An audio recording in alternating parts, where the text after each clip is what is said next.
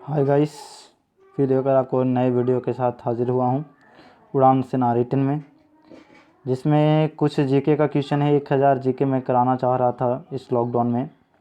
तो मैं इससे पहले 7 वीडियो मैं अपलोड कर चुका हूँ जीके का, जिसमें 30 क्वेश्चन है। तो यानी 30 सत्ते 210 क्वेश्चन हो चुका है। इसमें भी 70 क्वेश्चन है, तो आप इसे देखें बारीकी से, है ना। तो ये एक लाइनियर क्वेश्चन है और वो सब जो था वो ऑप्शनल क्वेश्चन था, यानी 4 ऑप्शन था। तो पहले मैं 7 वीडियो ऑप्शन के साथ कराया, फिर अब सोच रहा हूँ कि थोड़ा फास्ट करूँ, तो इसलिए एक डायरेक्ट क्वेश्चन उसका आंसर कर रहा हूँ। तो इसे देखें और ये नहीं समझें कि मुझे तो ये आता है, नहीं देखें। हो सकता है आगे चल के जो 2-4 क्वेश्चन ही इसमें टफ लगे आपको, वही आपको दे दिया वहाँ एग्ज़ाम में, तो फिर ये दिक्कत हो जाएगा। इसलिए इस वीडियो को पूरा देखें आप लोग, ठीक है, और समझें बारीकी से। जो भी क्वेश्चन ना समझ में आए तो मैं कमेंट करें मेरे चैनल पे, ताकि हमें पता चले कि क्या हम में डाउट है, क्या हम में गलती है, ठीक है। बेझिझक एकदम कर सकते हैं, इसमें कोई नो डाउट। और ठीक है, तो उड़ान सेना रिटन में ये क्वेश्चन को स्टार्ट करता हूँ। अच्छा लगे तो ज़रूर लाइक करें, ताकि मेरा उत्साह बढ़े कि हाँ कितने लोग पसंद कर रहे हैं। और अगर आप चैनल पर नए हों तो सब्सक्राइब ज़रूर कर लें, ठीक है, उड़ान सेना रिटन को। तो चलिए देखते हैं फिर से एक बार, इसे देखते हैं। पहला क्वेश्चन क्या बता रहा है। पहला क्वेश्चन बता रहा है कि भगवान बुद्ध को ज्ञान की प्राप्ति कहाँ हुई थी। भगवान बुद्ध को ज्ञान की प्राप्ति कहाँ हुई थी। तो भगवान बुद्ध को ज्ञान की प्राप्ति बोध गया में हुआ था। कहाँ हुआ था? बोध गया में। तो इसको थोड़ा सा देखिए हम बारीकी से पूरा इसका बता देते हैं कि बोध गया में निरंजना नदी के तट पर हुआ था। कहाँ हुआ था? निरंजना नदी के तट पर एक पीपल वृक्ष के नीचे, जो बोध गया इन्हीं के नाम पर कहलाने लगा, ठीक है। जब इनकी ज्ञान की प्राप्ति हुई उस जगह पर, तब इन्हीं के नाम पर वो बोध गया कहलाने लगा। वो पहले गया में था, ठीक है। फल्गु नदी का ही जो बोध गया पार्ट है, बोध गया साइड, उधर निरंजना कहा जाता है। और वहाँ से 10 किलोमीटर बाद जब उसे फल्गु कहने लगते हैं लोग, ठीक है। तो इसलिए निरंजना नदी अगर नई ऑप्शन में है, फल्गु अगर है तो फल्गु मारेंगे, ऐसे निरंजना एग्जैक्ट इनका पता है, ठीक है। तो चलिए अगला क्वेश्चन देखते हैं। और बुद्ध पूर्णिमा के दिन इनका ज्ञान की प्राप्ति हुई थी, ये भी याद रखना है, ठीक है। अगला क्वेश्चन है, आर्य समाज की स्थापना किसने की थी। तो आर्य समाज की स्वामी दयानंद ने किए थे। कौन किए थे? स्वामी दयानंद ने, ठीक है। पंजाबी भाषा की लिपि कौन सी है। तो पंजाबी भाषा की लिपि गुरुमुखी है, ठीक है। पंजाबी जैसे हिंदी का देवनागरी होता है, ठीक है, उसी इंग्लिश का रोमन होता है, उसी तरह से पंजाबी भाषा का गुरुमुखी होता है लिपि। भारत की मुख्य भूमि का दक्षिणतम किनारा कौन सा है। तो इसका भारत का 4 दिशा है, चारों दिशा में अलग अलग आपका लास्ट बिंदु है, अंतिम बिंदु है। तो दक्षिणतम बिंदु यानी जो सबसे दक्षिण में है उसे कन्याकुमारी कहते हैं। थोड़ा सा आप लिख लीजिएगा इसमें, ठीक है। सबसे निचला हो गया कन्याकुमारी, उत्तर में हो गया आपको इंदिरा कौल। क्या हो गया? इंदिरा कौल, ठीक है। इधर इंदिरा कौल कहलाता है, इंदिरा कौल लिख लीजिएगा। ये सब पश्चिम जो होता है उसे सर क्रीक कहते हैं, जो गुजरात में पड़ता है। सर क्रीक गुजरात में, इंदिरा कौल जम्मू कश्मीर में। और यहाँ पर इंदिरा पॉइंट होता है, यहाँ पर इंदिरा पॉइंट होता है जो कन्याकुमारी में पड़ता है। और पूरब साइड जो होता है बलांगू होता है, बलांगू जो अरुणाचल प्रदेश में स्थित है। तो आप चारों पॉइंट याद कर लीजिएगा। भारत की मुख्य भूमि का दक्षिणतम बिंदु कन्याकुमारी या इंदिरा पॉइंट, उत्तर बिंदु हो गया जम्मू कश्मीर या इंदिरा कौल, और इधर हो गया गुजरात पश्चिम में या सर क्रीक, और सबसे पूरब में हो गया बलांगू यानी अरुणाचल प्रदेश। क्लियर? चलिए अगला क्वेश्चन देखते हैं। 4 नंबर, सॉरी हो गया 4, 5 नंबर। भारत में सबसे पहले सूर्य किस राज्य में निकलता है। तो पूरब में निकलता ही है सूर्य हमारा। तो पूरब में है कौन? अरुणाचल प्रदेश है ना। तो इसलिए अरुणाचल प्रदेश यानी बलांगू, ठीक है, जगह है जो सबसे पूरब में बलांगू भारत का है। सबसे अंतिम बिंदु अरुणाचल प्रदेश में है। तो सबसे पहले सूर्य कहाँ निकलता है? अरुणाचल प्रदेश में, राज्य में। क्लियर? चलिए अगला देखते हैं। अगला क्वेश्चन है इंसुलिन का प्रयोग किस बीमारी के उपचार में होता है। तो इंसुलिन की कमी के कारण हमें मधुमेह रोग होता है, तो मधुमेह रोग ठीक करने के लिए इंसुलिन का उपयोग होता है। इंसुलिन एक प्रकार का हार्मोन है जो हमारे शरीर में पाया जाता है, तो इंसुलिन की कमी के कारण हमारे शरीर में मधुमेह रोग यानी चीनियाँ हो जाती है, और इसी को दूर करने के लिए इंसुलिन का प्रयोग किया जाता है। ठीक है।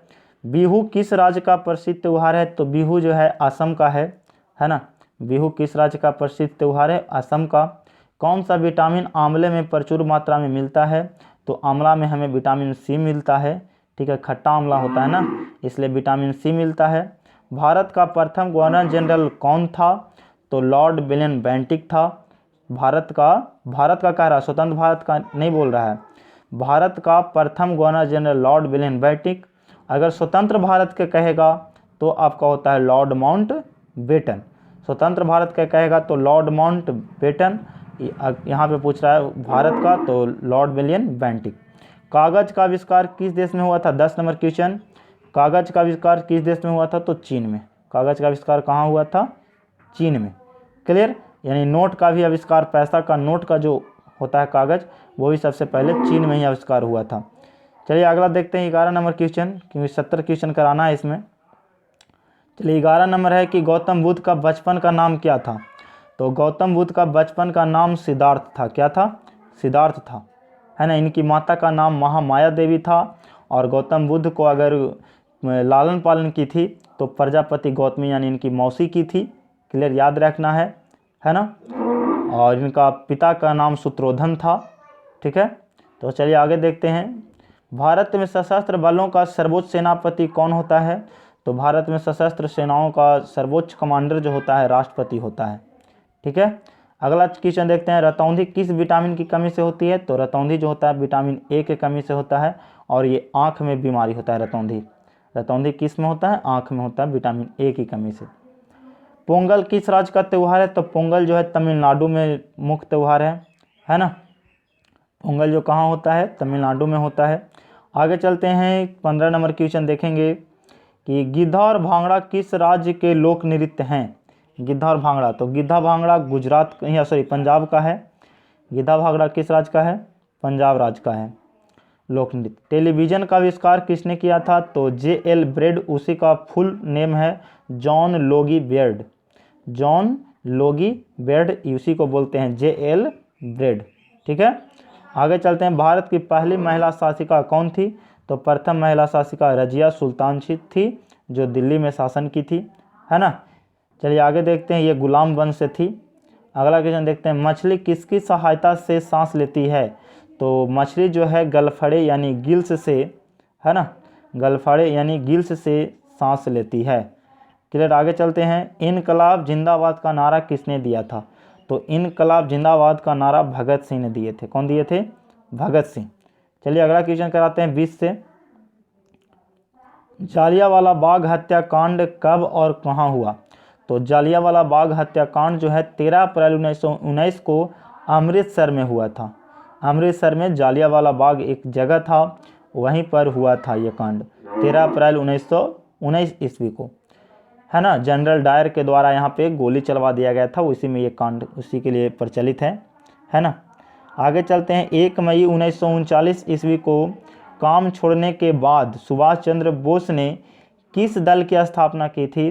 तो 1 मई 1939 को वो फॉरवर्ड ब्लॉक की स्थापना किए थे। पूछ देता है फॉरवर्ड ब्लॉक की स्थापना किसने की। तो सुभाष चंद्र बोस। कब हुआ। तो 1 मई 1939 को। पंजाब केसरी किसे कहा जाता है, और ये सिंगापुर में हुआ था। फॉरवर्ड ब्लॉक का स्थापना कहाँ हुआ तो सिंगापुर में। पंजाब केसरी किसे कहा जाता है। तो पंजाब केसरी लाला लाजपत राय को कहा जाता है। बिहार केसरी श्री कृष्ण सिंह को कहा जाता है ना। तो बंगाल केसरी टी प्रकाशन। इसी तरह से आपसे क्वेश्चन पूछता है ना, तो आप इसको याद रखिएगा। सॉन्डर्स की हत्या किसने की थी। तो सॉन्डर्स की हत्या जो भगत सिंह ने किया था, इसलिए इन्हें फांसी का सज़ा सुनाया गया था। सॉन्डर्स की हत्या किसने की थी, भगत सिंह ने किए थे। आगे देखते हैं 24 नंबर क्वेश्चन से। 1857 की विद्रोह में किसने अपना बलिदान सबसे पहले दिया था। तो 1857 की क्रांति जो है मंगल पांडे ने ही शुरुआत किए थे सबसे पहले, है ना। चर्बी का जो ये कारतूस बनाया गया था वहाँ पे, है ना। तो इसके लिए गोली बनाया गया था, इसके लिए विद्रोह शुरू हुआ था 1857, है ना। तो मेरठ से हुआ था। तो इसका सबसे पहला बलिदान मंगल पांडे को फांसी के द्वारा मिला था। मंगल पाले यहाँ लिखा गया है, मंगल पांडे, ठीक है, फांसी ने पड़ा था। पहला क्रांतिकारी यही हैं भारत के, जो जिन्हें पहला फांसी पड़ा था। भारत की पहली महिला राज्यपाल कौन है? तो भारत की पहली महिला राज्यपाल सरोजिनी नायडू हैं, जो यूपी की बनी थी। कहाँ बनी थी? यूपी की बनी थी। और पहला मुख्यमंत्री पूछ देता है तो ये भी सुचेता कृपलानी हैं, जो भी यूपी की बनी है। प्रधानमंत्री इंदिरा गांधी है महिला में सबसे पहला, और पहला राष्ट्रपति महिला ये प्रतिभा देवी सिंह पाटिल है। तो इसको थोड़ा सा याद रखना है। माउंट एवरेस्ट पर 2 बार चढ़ने वाली पहला महिला कौन थी? तो संतोष यादव थी, है ना। पहला 2 बार लगातार चढ़ी थी ये संतोष यादव। और पहला बार कहा जाए तो बछेंद्री पाल है, माउंट एवरेस्ट पर पहली भारतीय महिला चढ़ने वाली, है ना। तो ये बछेंद्री पाल, लेकिन 2 बार चढ़ने वाली संतोष यादव है, ठीक है। ब्रह्मा समाज की स्थापना किसके द्वारा किया गया था? तो ब्रह्म समाज के राजा राम मोहन राय द्वारा। इससे पहले हम आर्य समाज बताए थे दयानंद सरस्वती के द्वारा, ठीक है, दयानंद के द्वारा। तो उसी तरह से यहाँ पे ब्रह्म समाज है तो राजा राम मोहन राय के द्वारा हुआ था। चलिए आगे चलते हैं। स्वामी दयानंद सरस्वती का मूल नेम क्या है? तो स्वामी दयानंद सरस्वती का मूल नेम जो है मूल शंकर था, है ना। इसको याद रखना है। स्वामी दयानंद सरस्वती का मूल नाम क्या? तो देखिए क्वेश्चन में आंसर है मूल शंकर। मूल नाम क्या है? तो मूल शंकर। वेदों की ओर लौटो का नारा किसने दिया था? तो दयानंद सरस्वती ने दिए थे, है ना। वेदों की ओर लौटो, है ना। तो इसको भी आपको याद रखना है, दयानंद सरस्वती ने दिए थे। रामकृष्ण मिशन की स्थापना किसने किए थे? तो स्वामी विवेकानंद ने किए थे। रामकृष्ण मिशन की स्थापना स्वामी विवेकानंद। क्वेश्चन को आप देखिए, चलिए हम बोलते हैं तो कम से कम आपको याद ज़्यादा होगा। चलिए आगे देखते हैं। वास्को डी गामा भारत कब आया था? तो आपको आंसर दिया हुआ है, कब आया था? 1498 ईस्वी में। अब भारत का खोज भी इसी के द्वारा, वही कहते हैं भारत तो है ही था, उसका एक समुद्री मार्ग का खोज ये किया था, ठीक है। भारत का समुद्री मार्ग का खोज वास्को डी गामा द्वारा 1498 में जो ये पहुंचा था कहाँ सबसे पहले? तो केरल के कालीकट एक बंदरगाह था, वहाँ पे पहुंचा था वास्को डी गामा। केरल के कालीकट बंदरगाह पे 1498 में। वास्को डी गामा कहाँ के रहने वाला था? तो वास्को डी गामा जो था पुर्तगाल के रहने वाला था। कहाँ के रहने वाला था? पुर्तगाल के रहने वाला था। आगे चलते हैं। 33 नंबर क्वेश्चन। हवा महल कहाँ स्थित है? तो हवा महल जयपुर में है। और अगर इसी से क्वेश्चन फिर पूछ देता है जल महल कहाँ है? तो जल महल उदयपुर में है। हवा महल जयपुर और जल महल उदयपुर, ठीक है। हवा महल जयपुर। सिख धर्म का संस्थापक किस सिख गुरु को माना जाता है? तो गुरु नानक को माना जाता है। सिख धर्म के संस्थापक कौन थे? गुरु नानक को माना जाता है। सिखों का प्रमुख त्यौहार कौन सा है? तो बैसाखी है। सिखों का प्रमुख त्यौहार कौन सा है? बैसाखी है। लौह पुरुष से किस महापुरुष को कहा जाता है ना? लौह पुरुष जो है सरदार वल्लभ भाई पटेल को कहा जाता है लौह पुरुष। इन्हीं का एक प्रतिमा बना है जिसे बोलते हैं स्टैचू ऑफ यूनिटी, है ना। स्टैचू ऑफ यूनिटी जो आपको गुजरात के अहमदाबाद शहर में है ना। तो इसको याद रखना है। सरदार सरोवर बांध पर ये बना है सरदार जी का। 182 मीटर ऊंचा है, सबसे ऊंचा मूर्ति इन्हीं का हो गया है अब। नेताजी किस महापुरुष को कहा जाता है? तो नेताजी सुभाष चंद्र बोस को कहा जाता है ना। चलिए अगला क्वेश्चन देखते हैं। दिल्ली स्थित लाल बहादुर शास्त्री की समाधि स्थल का नाम क्या है? तो समाधि स्थल से भी क्वेश्चन याद रखना है। विजय घाट किसे कहा जाता है? लाल बहादुर शास्त्री का समाधि स्थल का नाम क्या है? विजय घाट, जो दिल्ली में है। महाभारत के रचयिता कौन है? तो महाभारत का रचयिता जो है महर्षि वेद व्यास हैं। महर्षि वेद व्यास। अर्थशास्त्र नामक पुस्तक किसने लिखा था? तो चाणक्य यानी कौटिल्य, है ना। तो वीडियो देखिए, आप लोग जो स्किप अगर करते होंगे तो जो बीच में हम क्वेश्चन बताते हैं थोड़ा एक्स्ट्रा, वो आप नहीं कर पाओगे, खाली एक ही क्वेश्चन कर पाओगे, ठीक है। तो चाणक्य कौटिल्य, इनका एक और नाम है विष्णुगुप्त, है ना। चाणक्य कौटिल्य या विष्णुगुप्त, ये चंद्रगुप्त मौर्य के मंत्री थे, ठीक है। आगे चलते हैं। जय जवान जय किसान का नारा किसने दिया था?